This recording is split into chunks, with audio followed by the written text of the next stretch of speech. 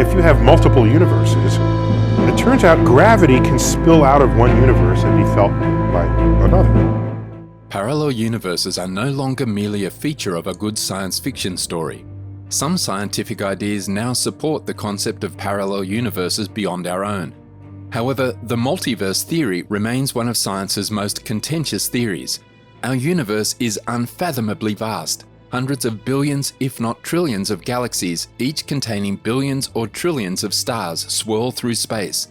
According to some experts examining cosmos models, the universe's diameter could be 7 billion light-years across. Others believe it may be endless. But is that all there is?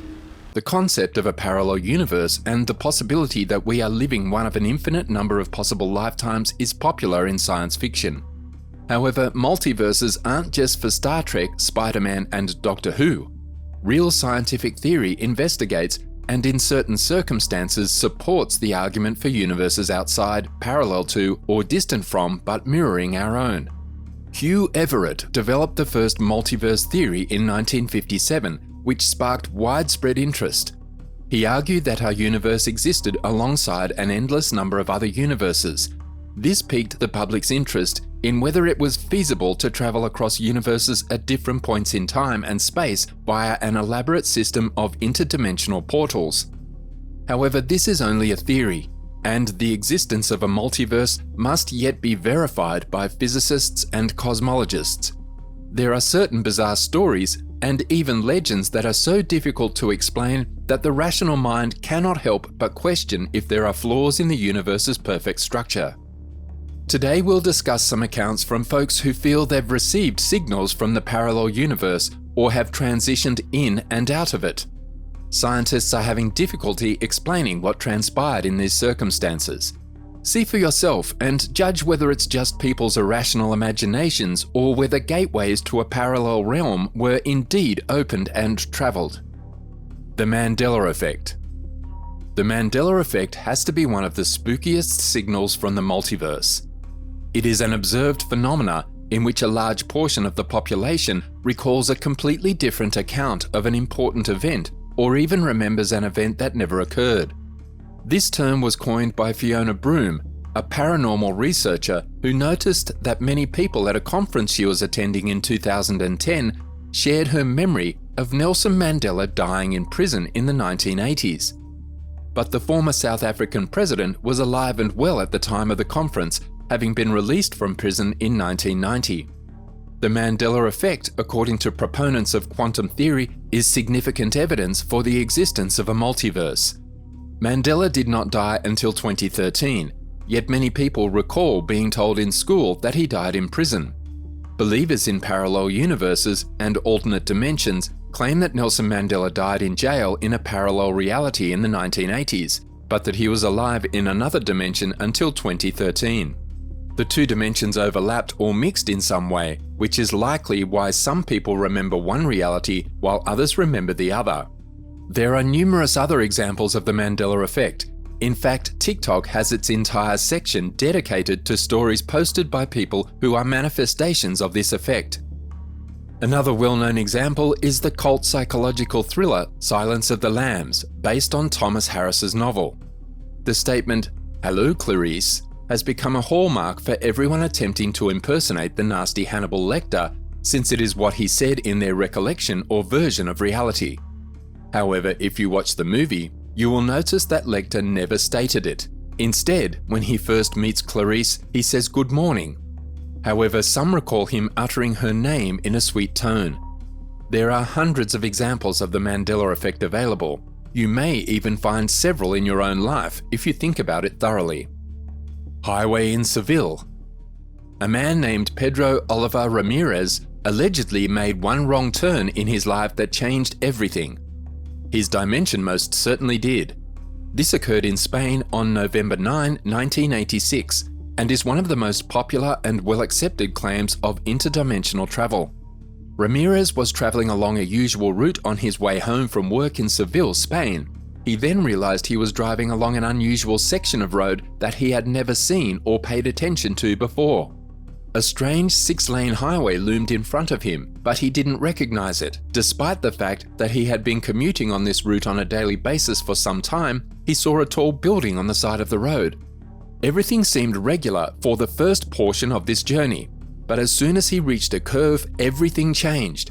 He noticed a jet about 100 meters away and 5 or 6 industrial buildings, each approximately 8 meters tall and completely illuminated. On the other side, there were residential buildings with about 20 plants apiece, and lush grass bordered the road. After becoming aware of the drastic shift in his surroundings, he felt a sense of heat infiltrating his vehicle and began hearing low or distant voices.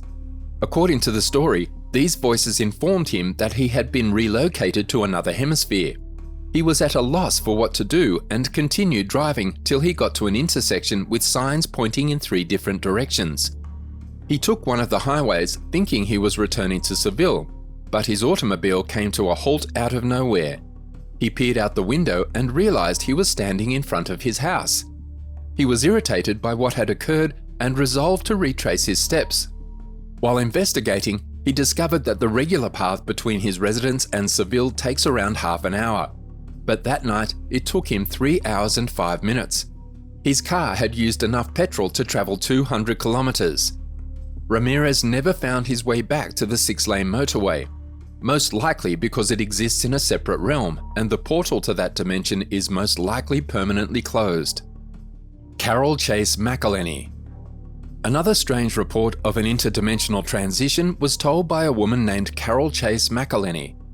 In March 2006, she was traveling with her dog from her house in San Bernardino to the sheepdog trials in Perris, California.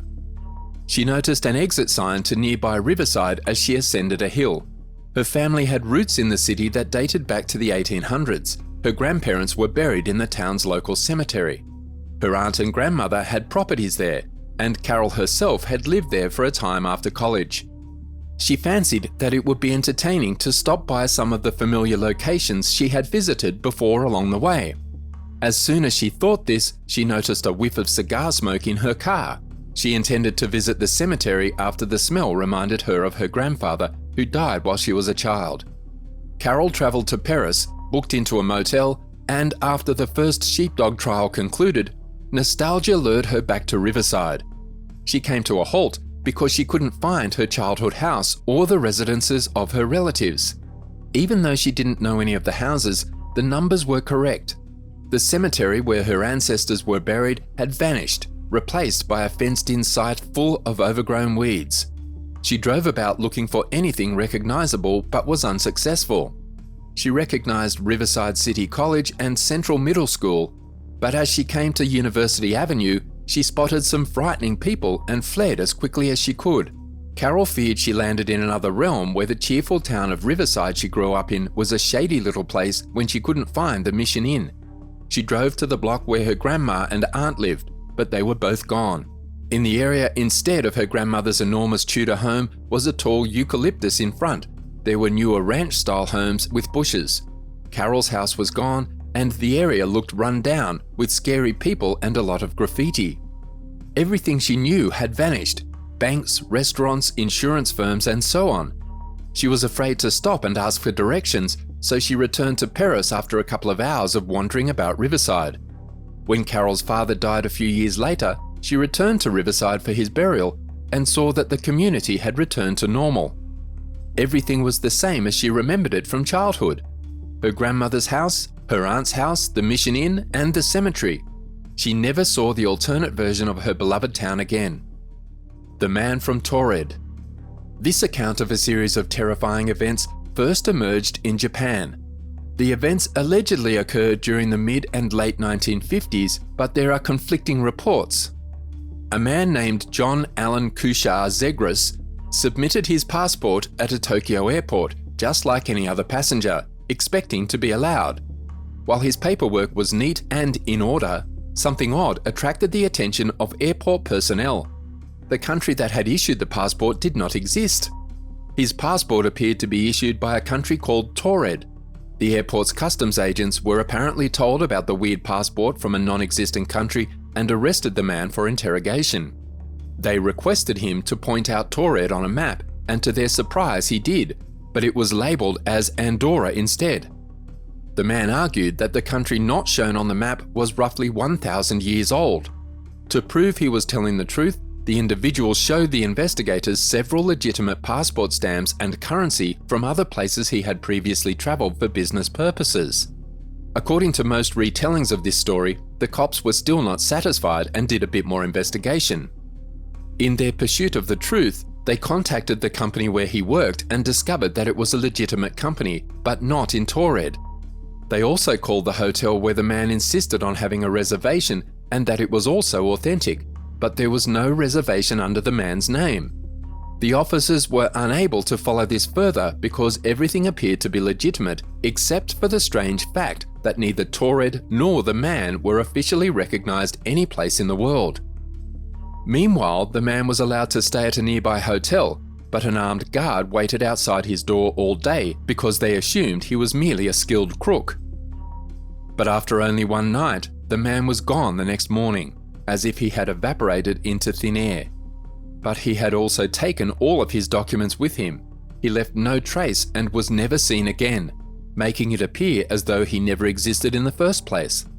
Nobody knows what happened in this perplexing case, and many believe it was a well-planned hoax. There are no formal records of this enigmatic man. His story is also similar to another case of an actual con artist from Japan around the same time, but that hasn't prevented the optimist from fantasizing about being a visitor from another universe who happened to crash land in ours. Do you believe that other universes or realities exist?